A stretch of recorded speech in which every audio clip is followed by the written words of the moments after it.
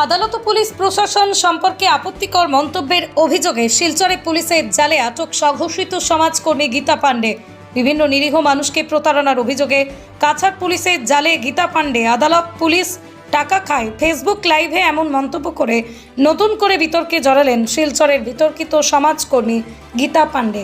Facebook লাইভে করা মন্তব্যকে কেন্দ্র করে শহর জুড়ে তৈরি হয়েছে তীব্র ক্ষোভ। প্রতারণার একাধিক অভিযোগও রয়েছে তার বিরুদ্ধে। আজ গীতা পাণ্ডেকে পুলিশ হেফাজতে নেওয়া হয়েছে। সমাজসেবা নামে দুস্থ মহিলাদের কাছ থেকে নানা অজুহাতে টাকা নেওয়ার অভিযোগে অভিযুক্ত গীতা পাণ্ডের গ্রেপ্তারির দাবিতে বিভিন্ন কার্যসূচি চলাকালীন সম্প্রতি বিতর্কিত গীতা পাণ্ডে ফেসবুক লাইভে ন্যায় বিচার দিতে নাকি আদালত ও পুলিশ টাকা খায় এমন মন্তব্যকে কেন্দ্র করে কাকসার জেলায় শিলচরে ব্যাপক ক্ষোভের সৃষ্টি হয়েছে। বিভিন্ন নিরীহ মানুষকে প্রতারণার অভিযোগে লাগাতার বিক্ষোভ চলে।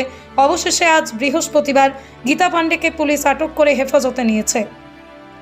অভিযোগ রয়েছে যে অনেক দিন ধরেই সমাজসেবার নামে নানা অনিয়ম করে চলেছেন গীতা পাণ্ডে।